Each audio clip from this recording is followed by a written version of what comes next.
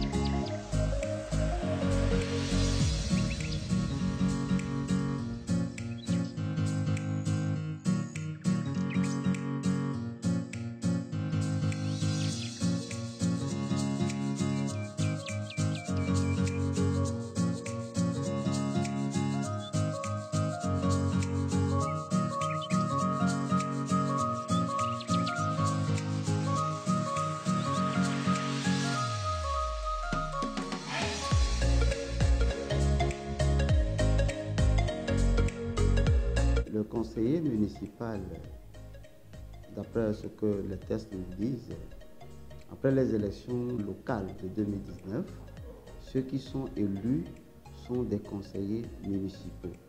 Et ces conseillers sont censés gérer la vie de leur commune.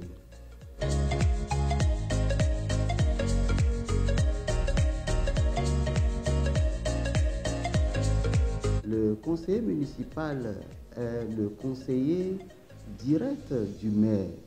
À ce titre, la loi nous demande d'asseoir certaines commissions, notamment 3 commissions permanentes.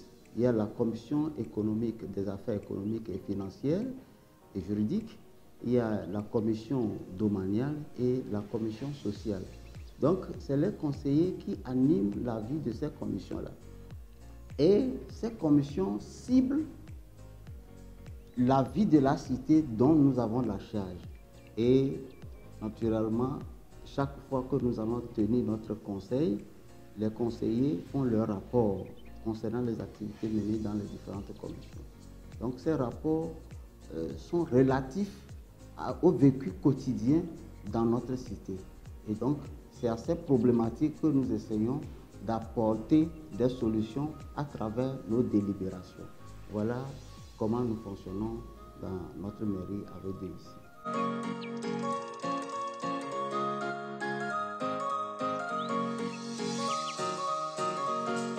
Quand nous avons parcouru la loi portant sur la décentralisation, nous n'avons nulle part constaté l'immunité du conseiller municipal.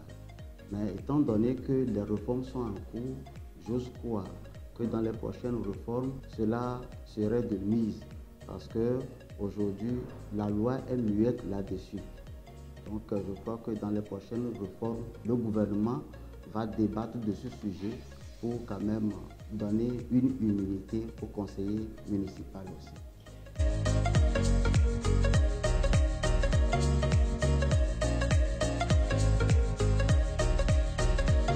Je voudrais nous faire comprendre que dans la baie, nous avons 2 communes, notamment la commune AV1 et la commune AV2. La commune à laquelle j'ai la charge, c'est la commune AV2. Et à la question, nous avons déjà fait un certain nombre d'années, quel bilan faisons-nous? J'avoue que nous pouvons faire un bilan satisfaisant. Pourquoi? Parce que le concept de décentralisation est un concept nouveau pour tout le monde, pour la population togolaise en général. Et donc, nous, une fois arrivés aux affaires, nous essayons de faire la sensibilisation à la population pour les amener à comprendre l'enjeu de la décentralisation. Et aujourd'hui, nous arrivons à mettre sur pied certaines réalisations. Par exemple, le marché de Mwepe, nous essayons de réhabiliter ce marché. Nous essayons aussi de créer un centre culturel pour la jeunesse, pour leur permettre leur épanouissement. Le marché de Badja aussi n'est pas en reste. Nous venons de lancer les appels d'offres et bientôt, l'entreprise qui va gagner le marché va entamer les travaux. Donc, on a autant de projets Donc progressivement, je crois que nous allons répondre aux attentes de la population. Mais vous savez, les besoins sont énormes, mais les moyens pouvant nous permettre pour satisfaire à ces besoins sont limités. Et donc, nous essayons de faire comprendre à la population que c'est progressivement, nous y arriverons. On est arrivé premièrement, il faut asseoir les structures et baliser la voie pour que la gestion de la vie communale soit une chose qui sera partagée par tout le monde.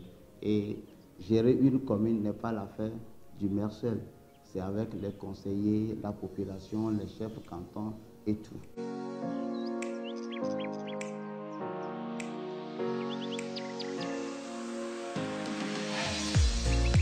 L'acte de naissance est la pièce maîtresse de toutes les autres pièces liées à l'individu. Et comme le Togo a signé la convention de lutte contre l'apatridie, je crois que c'est dans cette logique que le chef de l'État a pris sur lui de rendre la gratuité des actes de naissance pour permettre à tout citoyen d'avoir cette pièce maîtresse qui constitue la base de toutes les autres pièces. Voilà ce que nous pouvons dire. Et lorsque la nouvelle est arrivée, c'est avec joie que la population a accueilli cette nouvelle. Et maintenant, quand vous venez dans nos états civils, l'état civil principal comme secondaire, il y a un engouement. Parce que dans le temps jadis, avec la modique somme de 500 francs, à cause de ça, les parents abandonnent l'établissement des actes de naissance de leurs enfants. Mais maintenant, une fois que la nouvelle est tombée, nous avons constaté un engouement de la part de la population. Et nous aussi, nous essayons de leur expliquer la nécessité de cette pièce et nous constatons que ça évolue maintenant.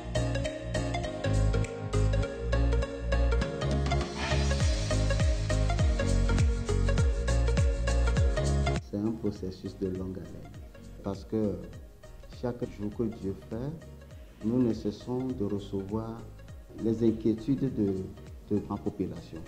Donc je me dis, si cela est ainsi pour moi, comment serait pour le chef de l'État? Et donc, je dis un sincère merci au chef de l'État, son Excellence Faure Eswazina Gnassingbé, pour la vision qu'il a pour conduire le pays, pour accepter favorablement, pour que tout le pays soit compartimenté en communes. Et quand vous rentrez dans les hameaux les plus reculés maintenant, vous allez constater qu'il y a une évolution notoire qui se fait dégager. Et donc, c'est l'occasion pour nous de le remercier, de continuer davantage le processus de développement du pays.